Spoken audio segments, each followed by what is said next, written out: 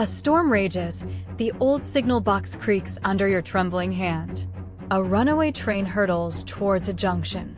On one track, 5 innocent souls trapped. On the other, your only child, exploring, oblivious to the impending doom. The fate of 6 lives rests on the cold, rusty lever before you. The screech of metal on metal draws closer, the ground vibrates. You have mere seconds to decide who lives and who dies, knowing your choice will shatter your world forever. The air crackles with unspoken horrors, the decision a gaping maw ready to consume you.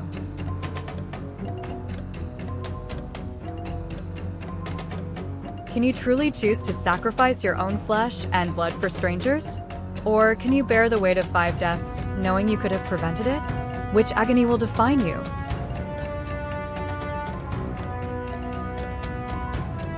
Ten, 9, 8, 7, 6, 5, 4, 3, 2, 1. This isn't just about utility. It's about the primal bond of parent and child versus the utilitarian calculus of saving more lives. The psychological toll of either choice is immeasurable. One path leads to self-inflicted agony, the other to profound guilt, a living hell. How do you justify the unjustifiable? Which legacy of suffering will you carve into your soul, knowing there is no right answer, only a less wrong one? Your beloved elder, on their deathbed, looks at you with a gentle smile, reminiscing about a shared memory. But that memory, you know, is built on a lie, a painful truth you buried long ago to protect them. Now, with mere hours left, they ask you, their voice weak but sincere, was it always as beautiful as I remember? The air in the room is thick with their fading life and the unspoken weight of your secret. Their gaze, full of trust, pierces through you, demanding an answer that could either offer peace or inflict a final, crushing blow.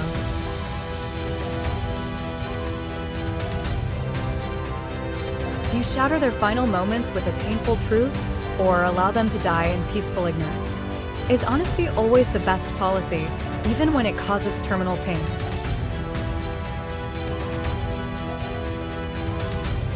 Ten, 9, 8, 7, 6, 5, 4, 3, 2, 1. This dilemma pits the virtue of truth against the mercy of compassion. Is it more loving to respect their right to know, or to shield them from a burden they can no longer carry in their final breaths? The silence of a lie can be a heavy burden on your soul, but the truth can be a destructive force, eroding all their cherished memories. What kind of peace do you prioritize for the dying and for yourself? You've uncovered irrefutable proof. The beloved, charismatic leader who single-handedly brought your war-torn nation to an era of fragile peace is a monster, responsible for unspeakable atrocities. Revealing this truth will plunge the delicate peace into chaos, sparking renewed civil war, costing countless lives.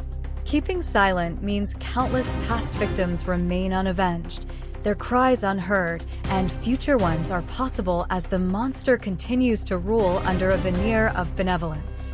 The weight of your discovery threatens to tear your reality apart, leaving you on the precipice of an impossible choice.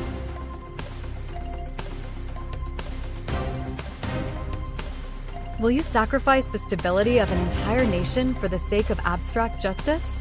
Or will you betray the dead, allowing a villain to be remembered as a savior to keep the living safe? 10, 9, 8, 7, 6, 5, 4, 3, 2, 1. This is the ultimate cost-benefit analysis of justice. Is a chaotic, truthful world better than a peaceful, false one? The psychological burden of knowing such a truth and choosing to either unleash destruction or perpetuate a lie is an existential torment. How do you weigh collective suffering against individual vindication?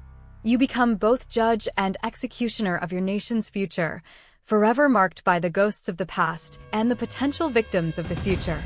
What is the true definition of a just society when justice itself breeds chaos? Trapped in a frozen wilderness, rescue is days, maybe weeks away. Your companions have perished, one by one, succumbing to the relentless cold and starvation.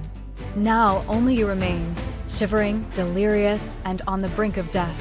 Beside you lies the body of your closest friend, deceased mere hours ago, preserved by the bitter cold. The primal urge to survive, a raw, screaming instinct, wars with every fiber of your being, with every moral code you ever held.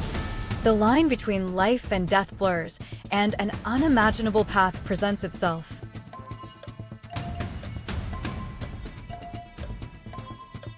Will you cross the ultimate taboo to cling to life, forever haunted by your choice and the echo of a forgotten humanity? Or will you embrace death, preserving your moral integrity even in the face of oblivion? 10, 9, 8, 7, 6, 5, 4, 3, 2, 1. This dilemma explores the very limits of human morality, pushing the boundaries of what defines us. Is the sanctity of human life absolute, or does the instinct for self-preservation supersede all societal constructs and ethical principles? The psychological scarring of cannibalism, even for survival, is profound, an indelible stain on the soul. But is death a more moral outcome when life itself is on the line, when existence is slipping away? Where does humanity truly reside when pitted against the raw, desperate fight to simply be? You possess an inexplicable, perfect foresight. You've witnessed the future, a horrifying timeline where a specific infant, currently innocent and vulnerable, grows to become a monstrous dictator, plunging the world into an era of unimaginable suffering, genocide, and endless war. Millions will die, civilizations will crumble, all at the hands of this seemingly harmless child. You stand before this child's crib, the soft glow of a night light illuminating their peaceful face, a silent, all-knowing executioner with the power to alter history. The weight of countless lives rests in your hands in this moment.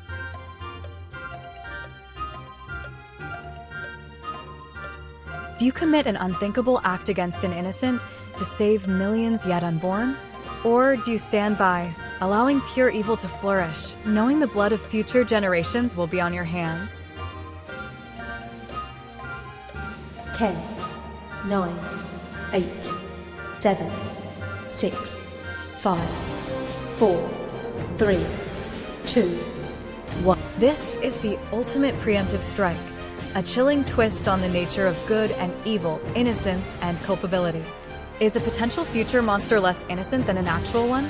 The psychological burden of being God, judge, and executioner with perfect knowledge of a horrific future is unimaginable. It forces us to question if evil is inherent or learned, if destiny is fixed, and if prevention justifies any cost, even the ultimate one against an innocent. What price are you willing to pay to prevent a future that hasn't happened yet, but is certain to come?